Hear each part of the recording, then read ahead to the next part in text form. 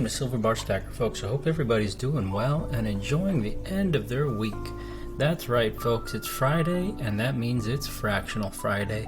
And for Fractional Friday, we've got a little bit of a mixed bag today. We've got both a SBS drop, but we've also got a little bit of a Fractional Friday sale as well. So I'm going to get into kind of the details on what we've got going on for the drop and the sale. But I also wanted to talk a little bit about some other things as well. We've got a couple of humongous packages here, which I can't say that we're going to spend all day today unboxing these, because these things are heavy, let me tell you. These are huge boxes, and I've got these sitting here because I wanted to just talk a little bit about what our kind of long-term plans are here at SBS. And so let's dive right into the topics of discussion for today. And so let's kick things off here with the sales and what we've got going on for Fractional Friday. Now, over here you see a nice selection of copper bars, some nice small square-shaped copper bars. These are actually Geigers. And we've also got some original boxes here. These are actually filled with Geiger fractional silver. And so this right here, well, these three right here are actually boxes, plastic boxes. These are actually discontinued boxes. They don't make these anymore. The fractional 1 gram square bars that Geiger makes, they now come in these little multi-packs, which are kind of like a flat. Here's one that's kind of, I've already broken into, but they kind of come in a little thing like this now. So a set of 25. But back in the days, they used to actually come in these little discontinued plastic boxes, and in some cases they call them tubes, and I find these to be really cool storage solution for your grams. I like stacking these, and I find them to be a lot cooler than these. Whenever I'm able to find these, I do like to grab them, because you're only really able to find them on the secondary market nowadays. And so this right here, these are actually, two of these are actually sealed. This one right here actually is an unsealed one, so I've got a few of them, and let's take a look inside. And so if you take a look here, you see you've got a nicely organized row of 1 gram bars, and unlike the multi-pack, which has 25 bars, this thing has got a whopping 30 bars. So you see there, it says 30x 1 gram AG999. So you got some 999 fine silver bars. These, as you know, are serialized on the back. And we've also got a larger version of this tube, which contains 5 gram bars. And so this one is 30 5 gram silver bars, and each of these is also serialized. So it's basically just a replica of these square bars, but of course they're 5 times larger. Oh boy. And so look what we just did there. We accidentally opened it upside down, and so we've got a task up ahead for ourselves. I'm going to have to grab my cotton gloves and put these bars all back inside the tube. But if you see, take a look there, you got like some nice little slots there for each of the bars. And if you take a closer look here, you'll find that each of these bars here is actually serialized. They have their own unique serial number. So we're going to toss these back inside the tube, and we're running a special on these. You know, these aren't really, we don't have a huge stock of these, and they're not really something that's reasonable to replace anymore on the secondary market, at least. So may or may not end up finding replacements for these, but I've got 3 of these up for grabs. These ones were selling at $250, well, $249.99, $250. So 30 grams of silver inside this discontinued original box for $250. Not bad, not bad. It's a collectible piece. Obviously the melt value is much less than $250, but it's more about the collectability of the packaging, right? You pay a little bit of a premium sometimes for the original packaging, and so that's kind of what this is. It's kind of like a collector's piece. It's kind of just a cool little thing. So $250 for this, not bad. And the 5 grammer, we've got very few of these. So this one actually, it's going to be 5 times the actual metal weight. So actually this one is $450. So that's not too bad, actually, all things considered. So $450 for a 30x times 5 gram serialized Geiger original tube, or $250 for a 30x 1 gram original squares tube.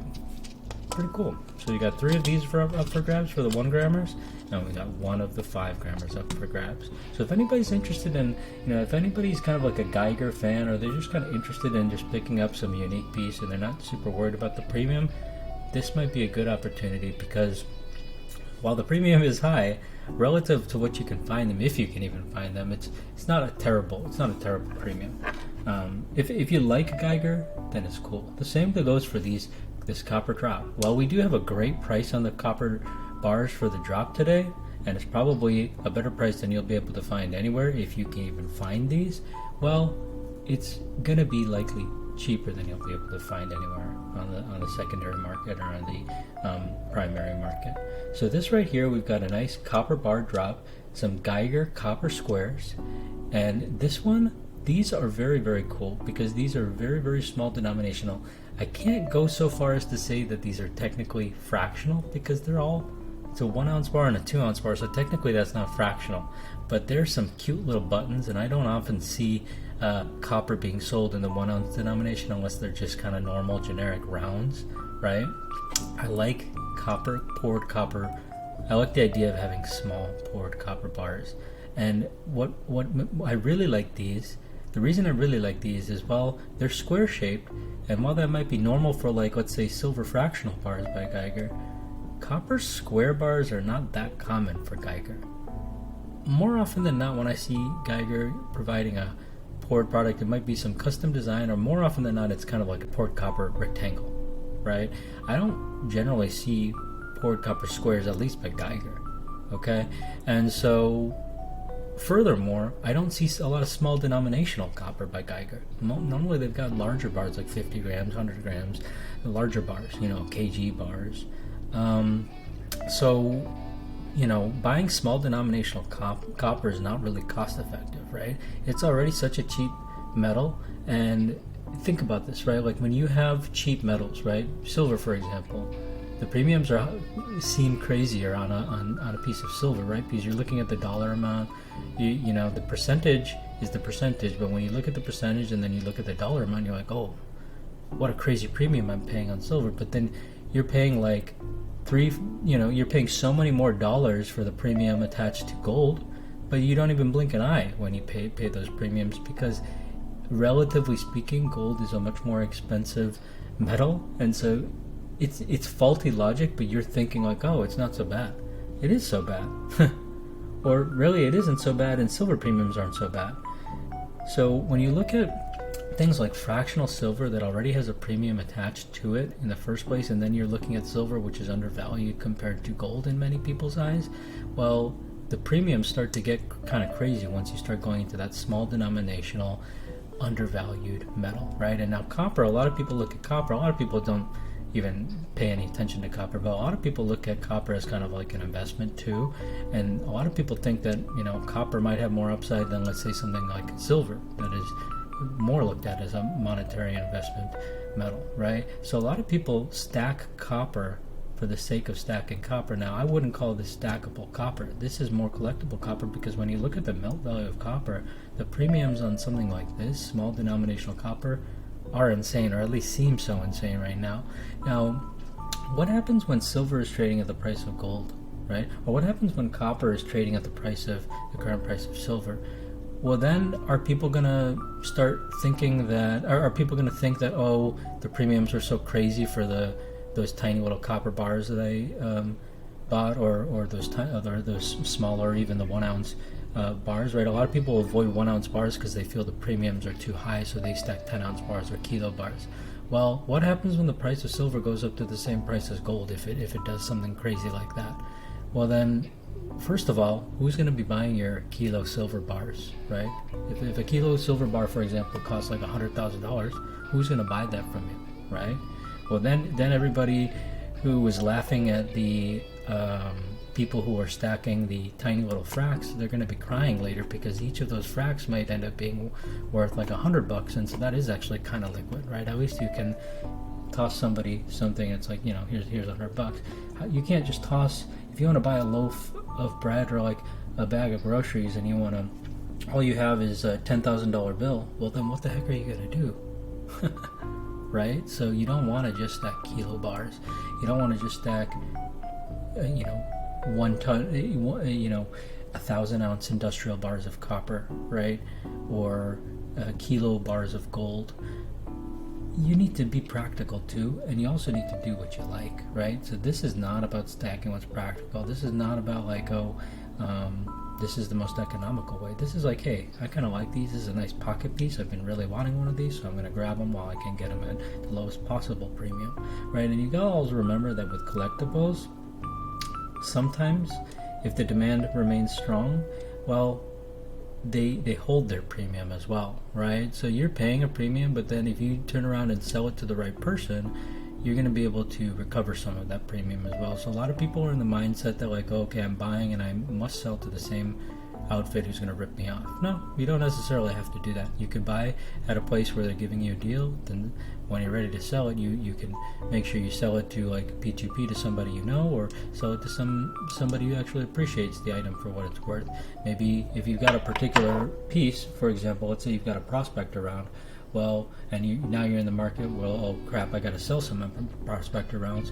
Well, maybe try to sell your prospector rounds to somebody who also sells prospector rounds, because they might be able to give you a couple bucks extra, as opposed to, let's say, a large bullion store that specializes in generics and is just going to give you generic pricing for that, because they're just going to turn around and sell it at generic pricing. You get what I'm saying? Or they're just going to turn around and mark it up after they buy it from you at that price. So you always got to be mindful about that too. Think about who you're going to be selling stuff to before you buy it, right?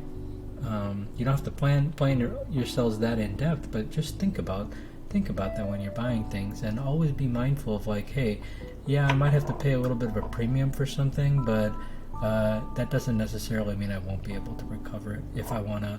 If there's other people who like this and they're probably willing to pay that premium, then I don't necessarily have to just sell it at melt, right? If you sold something like this back to an LCS at melt, I don't know what you would get. I really don't know what you would get. You'd probably get no more than a few bucks, because the melt value of this copper is next to nothing, right? This is more of a collectible piece.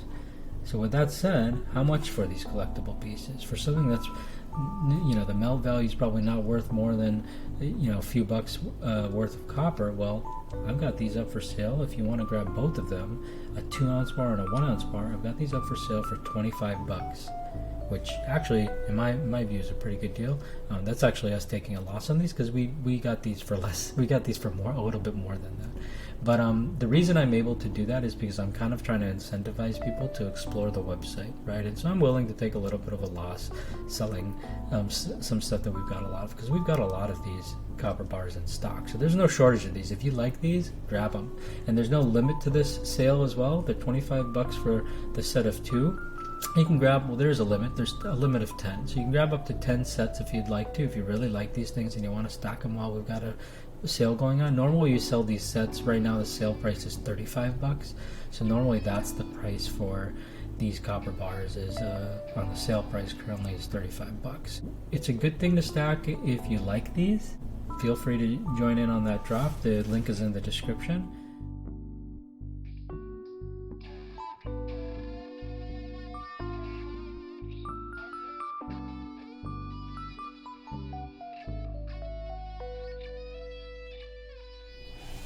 We're going to have a massive unboxing, right? I'm not going to take care of this unboxing right now. This is 2 gigantic boxes that came in.